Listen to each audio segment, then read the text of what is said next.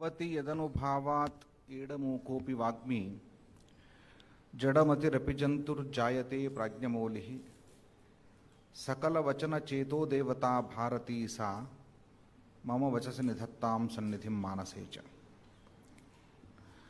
अस्त्युत्तरस्यां दिशि देवतात्मा हिमालयो नाम नगाधिराजः पूर्वापरो तोयनिधीव गाह्य स्थितः पृथिव्या इव मानदण्डः। क्षेत्राधिदैवं भगवन्तं पशुपतिनाथं हृदि निधाय नेपाल भारत संस्कृत सम्मेलनेऽस्मिन् अन्तर्राष्ट्रीये समुपस्थितान् सर्वानपि भवतः अहं भृशम् आयोजक संस्था पक्षतः अभिनन्दामि, स्वागतं च करोमि। मान्याः नेपाल सर्वकारस्य ऊर्जा जलस्रोत सिंचन मंत्रिणः कार्यक्रमस्यास्य मुख्यातिथयः श्रीमन्तः शक्ति बहादुर बस्नेत महाभागाः, नीति अनुसंधान प्रतिष्ठानस्य कार्यकारी निदेशकाः, कार्यक्रमस्य अध्यक्षः डॉक्टर केशव राजपन्थी महाभागाः, कार्यक्रमस्यास्य सूत्रधाराः नीति अनुसंधान प्रतिष्ठानस्य निदेशक महाभागाः दीपक कुमार अधिकारी महाभागाः। अस्मिन् कार्यक्रमे समुपस्थिताः नेपाल संस्कृत विश्वविद्यालयस्य सम्मान्याः कुलपतयः आचार्य यादव प्रकाश लामिछाने महाभागाः,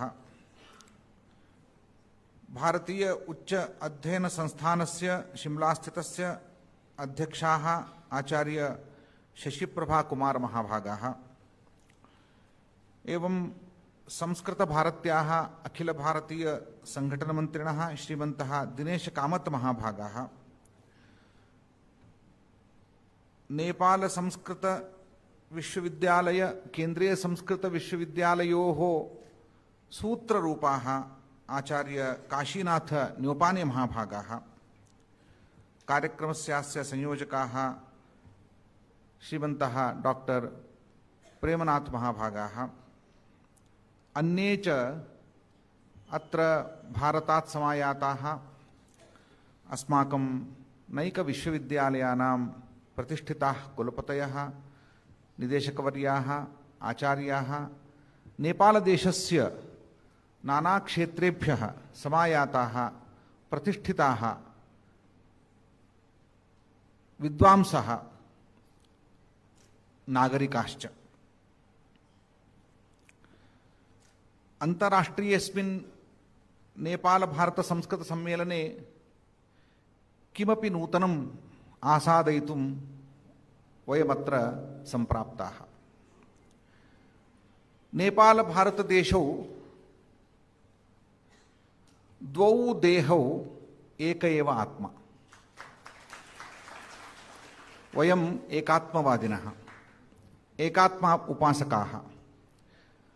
शरीरद्वयमस्ति, एतत् राष्ट्रं तद्राष्ट्रं च इति व्यवहारेण शरीरद्वयं, परन्तु आत्मा एकः।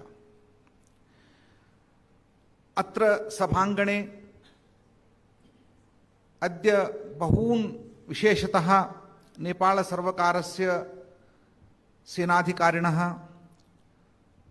पालकाधिकारिणः, प्रशासनाधिकारिणः, विद्याक्षेत्रस्य विशिष्टाः आचार्यान् अहं मिलितवान्। समग्र नेपाल देशः अत्र प्रतिनिधीभूय समागतः। अहं ससन्तोषं निवेदयितुम् इच्छामि। समग्र भारतस्य नाना राज्येभ्यः, नाना संस्थाभ्यः प्रतिनिधिभूताः विशिष्टाः आचार्याः अत्र समुपस्थिताः सन्ति। समग्र नेपाल देश के और भारत के प्रतिनिधित्व करने वाले एक बौद्धिक क्षेत्र के प्रतिष्ठित विद्वान यहाँ उपस्थित है। भारत और नेपाल इन दोनों देशों का संबंध बनाने में इनकी भूमिका बहुत महत्वपूर्ण है।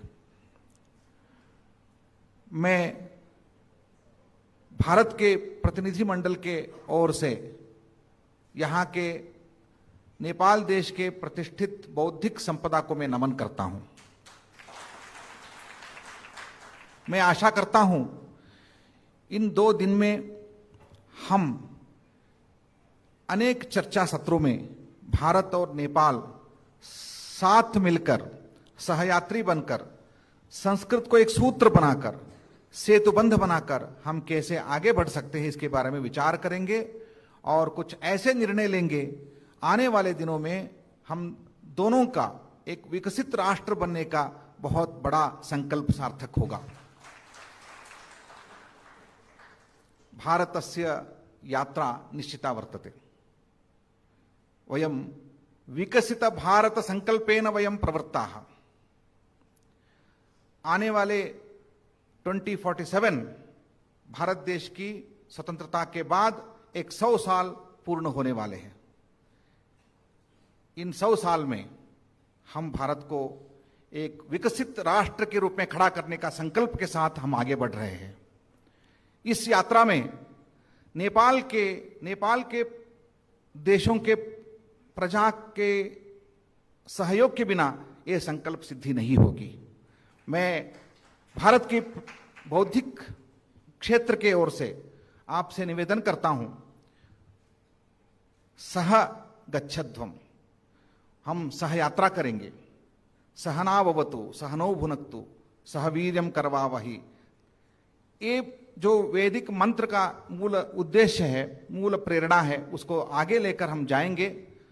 हम केवल भारत को विकसित राष्ट्र बनाने के ओर में नहीं जाएंगे, समृद्ध समर्थ नेपाल भारत, विकसित भारत को, नेपाल विकसित नेपाल को बनाएंगे, सहयात्री बनेंगे।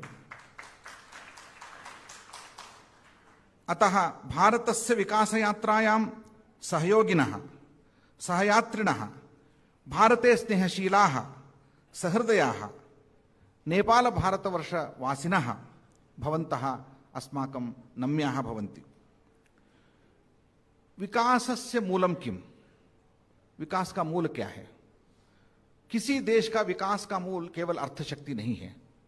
अर्थशक्ति भी है, उसके साथ बौद्धिक संपदा भी है और संस्कार भी है और विवेक भी है।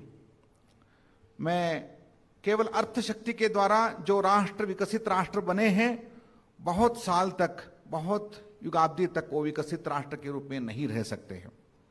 भारत और नेपाल हजारों सालों से सहयात्री है। हम अलग अलग नहीं हैं। हम एक हिमालय से जुड़े हैं, एक संस्कृति से जुड़े हैं, एक भाषा परिवार से जुड़े हैं। इन संबंध सूत्रों में संस्कृत का एक बहुत बड़ा योगदान है। यद्यपि संस्कृतेनैव अत्र मदीयान् आशयान् प्रकटयामि इति चिन्तयामि, परन्तु अधुनैव अहं दीपक अधिकारी महाभागेन निर्दिष्टोऽस्मि। अत्र बहवः संस्कृतेतर भाषिणः अपि विद्यन्ते, तेषामपि सौकर्यार्थं सौलभ्याय च नाना भाषासु व्यवहारः कर्तव्यः इति। शिक्षा विकास की यात्रा में एक मूल स्रोत है। राष्ट्र का जो संपत्ति है, उस संपत्ति को निर्माण करने में शिक्षा का एक बहुत बड़ा स्थान है। भारत में एक नया युग का आरंभ हुआ है। हम तो शिक्षाविद हैं। शिक्षा के बिना हम प्रजा संपत्ति का निर्माण नहीं कर सकते, राष्ट्र का निर्माण नहीं कर सकते। यदि राष्ट्र का निर्माण करना है, केवल प्रजा संपत्ति के द्वारा निर्माण कर सकते हैं। प्रजा संपदा शिक्षा से निर्मित होती है। शिक्षा क्षेत्र के एक प्रतिष्ठित सम्मेलन में मैं आपसे निवेदन करना चाहता हूं। संस्कृत शिक्षा का एक बहुत बड़ा मूलद्रव्य है। हमारे देश में जितने भी कलाएं, विद्याएं और भाषाएं और संस्कृतियां, ये सारे संस्कृत से बंधे हुए हैं। संस्कृत मूलाः इमाः विद्याः, संस्कृत मूलाः इमाः भाषाः, संस्कृत मूलाः इमाः संस्कृतयः, संस्कृत मूलाः इमाः कलाः। संस्कृते किं नास्ति? यथा नाट्यशास्त्रकारेण उच्यते संस्कृते किन्न विद्यते, संस्कृत में क्या नहीं है। ये मूल द्रव्य है। इस मूल पूंजी को रखकर हम बहुत कुछ कमा सकते हैं, लेकिन हम इसको देखा नहीं, इसके ओर ध्यान नहीं दिया है। संस्कृतम तादृशम किंचित द्रव्यम एकम सत् विप्रा बहुधा वदन्ति। एकम सत्, एकम संस्कृतम विप्रा बहुधा वदन्ति। इस संस्कृति के रूप में, कला के रूप में, विद्या के रूप में, भाषा के रूप में वो अपने आप को प्रकट करती है। भारत नेपालयोः स्नेहबन्धः अत्यन्तं पुरातनः। वैदिक कालादपि, बुद्ध कालादपि, पुराण कालादपि वयम् अनेन स्नेहबन्धेन वयं सम्बद्धाः, बद्धाः। एक परिवारत्वेन कल अस्माकं किंचित अभिज्ञानम अंतर्राष्ट्रीय स्तरे वर्तते। हमारा एक परिवार है। यदि हम भारत को एक देश के रूप में मानेंगे, नेपाल को एक देश के रूप में मानेंगे, लेकिन हम दोनों मिलकर भारतवर्ष के एक अभिज्ञान पूरे विश्व भर हम देते हैं। इस अभिज्ञान को एक अखंडता के रूप में हमें रखना है। हमारे 3 अभिज्ञान में मैं यहां उपस्थापित करना चाहता हूं। 3 अभिज्ञान है। एक अभिज्ञान हिमालय है। एकम अभिज्ञानम अस्माकं हिमालयः, परंतु हिमालयस्य यत् स्वच्छम सुंदरम रूपम तत् नेपालेषु रक्षितम। और दूसरा एक अभिज्ञान है हमारे प्राचीन ज्ञान राशि, प्राचीन विद्या का विद्या राशि। ये ज्ञान राशि अस्पृष्ट पाश्चात्य गंध ज्ञान राशि का मूल स्वरूप नेपाल में संरक्षित है। क्यों मैं कर रहा हूं? भारत में 1000 साल का एक आक्रमण के कारण भारत में जो अन्य संस्कृतियों का एक संक्राम हुआ है, उसके कारण से जो कलुषित वातावरण का एक बन गया है शिक्षा क्षेत्र में, वो नेपाल में नहीं होने दिया। आपने स्वतंत्रता को हमेशा रखा, अपने धर्म संस्कृति को हमेशा रक्षा की है। इसलिए हम नेपाल के प्रति हम अत्यंत गर्व से कहते हैं ये हमारा राष्ट्र है। तीसरा एक अभिज्ञान है सनातन धर्म। वैदिक बौद्ध दर्शनयोः समाहारः नेपाली आचरणैः परिरक्षितः। ये नेपाल में जिस रूप से सनातन और वैदिक बौद्ध दर्शन का एक समाहृत स्वरूप यहां संरक्षित है, वो कहीं नहीं मिलेगा। यहां जैसे अभी हमारे पूर्व वक्ता ने कहा, भगवती जानकी अत्र जनिता पुरुषोत्तमं श्रीरामं परिणीय अयोध्यां गतवती। भगवान बुद्धः अत्र अवतारं प्राप्य गयायां बोधिसत्वः बभूव। भगवान कैलासः अत्रैव भूमौ 3 लोकान् प्रकाशयति। 11 रूपेण विश्वनाथः सन् सोमनाथः सन् 11 क्षेत्रेषु भारते विलसति।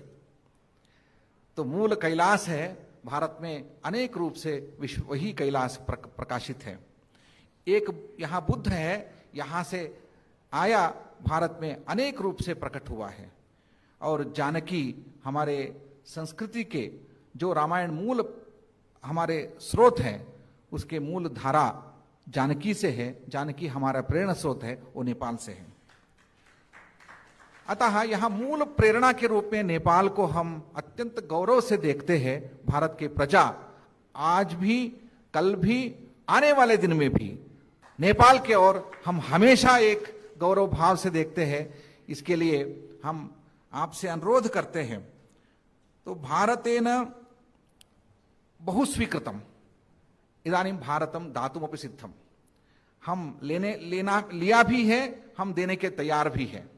क्योंकि लेन देन में एक जो संबंध बनता है वो कहीं से नहीं बनता है। हमेशा किसी पड़ोसी के घर में जाएंगे, किसी बंधु के घर में जाएंगे, हमें आदान प्रदान करना चाहिए। हम कुछ लेना भी चाहते हैं, हम देना भी चाहते हैं। हम आज भारत क्या दे सकता है? जैसे एक पिछले 200 साल से नेपाल भारत का संबंध बना है, वो अनेक कारणों से बना है। भारत हमेशा नेपाल के साथ सुरक्षा प्राप्त की है। मैं गर्व से कहता हूं, नेपाल के साथ यहां गौरव सुरक्षा प्राप्त की है। न केवल उत्तर दिशा में नहीं, अन्य दिशाओं में भी नेपाल के प्रजा हमारे सुरक्षा में लगे हैं और नेपाल के साथ हम सुरक्षित भाव अनुभव करते हैं।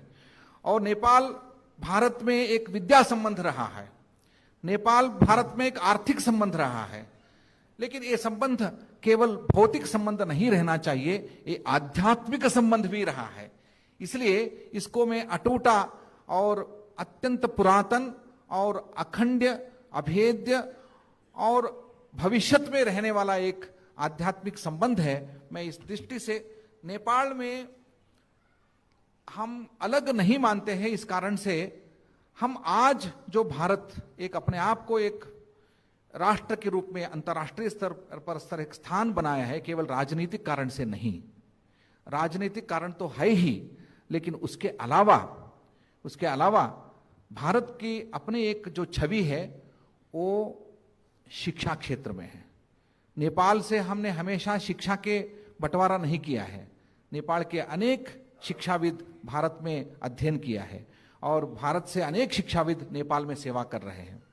मैं मानता हूं शिक्षा क्षेत्र को हम सूत्र बनाएंगे, बाकी क्षेत्र है ही, वो अपने अपने क्षेत्र में बात करेंगे। शिक्षाविद जहां जिसमें है बैठे हैं, हमें शिक्षा के क्षेत्र में चिंतन करना चाहिए। भारत में अब शिक्षा नीति को एक नया युग आरंभ हुआ है। इस नया युग में जो शिक्षा नीति को हम 3 साल से राष्ट्रीय शिक्षा नीति 2020 को लेकर हमने जो परिवर्तन लाने का प्रयास किया है, अभी 4था साल में हम जा रहे हैं। मैं अत्यंत गर्व से भारत के अत्यंत प्रतिष्ठित केंद्रीय विश्वविद्यालय के कुलपति के रूप में मैं अत्यंत अभिमान पूर्वक कहना चाहता हूं, 4 साल में टेक्नोलॉजी के द्वारा, भारतीय भाषाओं के द्वारा और शिक्षा क्षेत्र में बड़े स्ट्रक्चर के परिवर्तन के द्वारा एक नया युग निर्माण भारत ने कर चुका है। आने वाले 25 साल में शायद एक भारत शिक्षा का डेस्टिनेशन बनने वाला है। पूरे वर्ल्ड के लिए ग्लोबल लेवल में शिक्षा का डेस्टिनेशन के रूप में हम अपने आप को खड़ा करना चाहते हैं। लेकिन हम चाहते हैं उसी संबंध में नेपाल भी एक एजुकेशन का डेस्टिनेशन बनना चाहिए, केवल एक प्रवासी डेस्टिनेशन नहीं, अभी तो एक शिक्षा के क्षेत्र के भी डेस्टिनेशन बनना चाहिए। हम साथ साथ मिलकर जाएंगे तो संभव है। मैं आपसे अनुरोध करता हूं, आप अनेक क्षेत्र के विद्वान यहां उपस्थित हैं। आत्मनिर्भर राष्ट्र निर्माण तथा आत्म गौरवशाली संस्कृति निर्माण में जो समर्थ अर्थशक्ति को निर्माण करने के लिए जो शिक्षा के क्षेत्र में एक सूत्र जो है वो संस्कृत भाषा है। क्योंकि एक कैसे संस्कृत जोड़ेंगे हम? भारतीय भाषा परिवार में नेपाली भाषा भी है। हम मानते हैं भारतीय भाषा परिवार में नेपाली भाषा अत्यंत महत्वपूर्ण स्थान प्राप्त करता है। तो भारतीय भाषाओं में नेपाली को हमने चिन्हित किया है, स्वीकृत किया है, अधिकृत रूप में स्वीकृत किया है। तो संस्कृत इन भारतीय भाषाओं को जोड़ती है। भारत में द्रविड़ भाषा और आर्य भाषा का भेद हम नहीं करेंगे। अभी हम भारतीय भाषा परिवार के रूप में नेपाल को भी लेकर संस्कृत को एक अखंड सूत्र के रूप में यहां रखना चाहते हैं। अतः आज हिंदी में बात करें, यदि वा संस्कृतेन यदि वा नेपाली भाषया अत्र भाषणं क्रियते तर्हि अवश्यं परस्परं वयम् अवगच्छामः, तत्र संस्कृतं कारणमस्ति। द्वितीयम्, आवयोः संस्कृतिः एका वर्तते, संस्कृतीनां मूलमपि संस्कृतं वर्तते। एवमेव अस्माकं विद्यास्थानम् एकमस्ति, तस्य विद्यास्थानस्यापि मूलं संस्कृतमस्ति। अतः एतत् सर्वं मनसि निधाय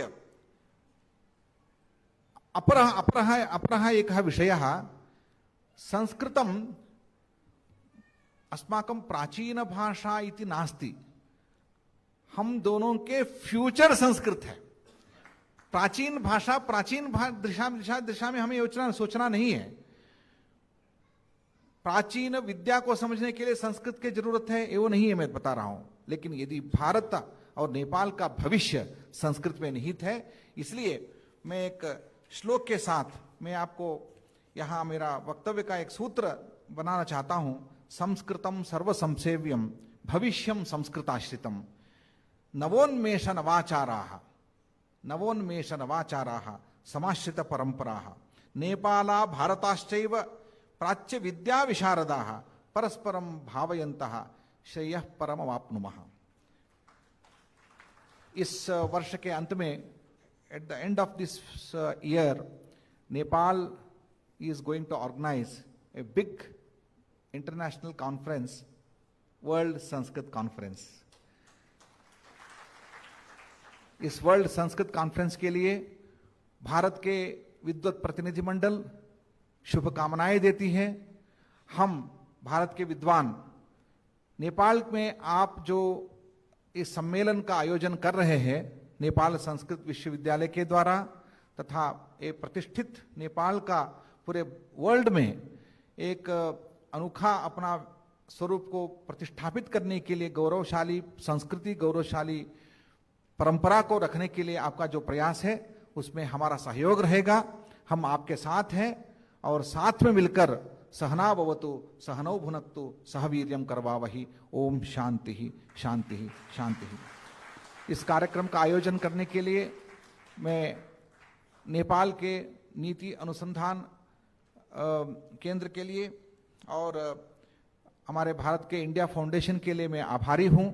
आपका सहयोग सूत्र के कारण से यह एक भव्य समारोह का आयोजन हुआ है। आने वाले दिनों में यह संबंध को मैं निरंतर रखना चाहता हूं। धन्यवाद, प्रणाम।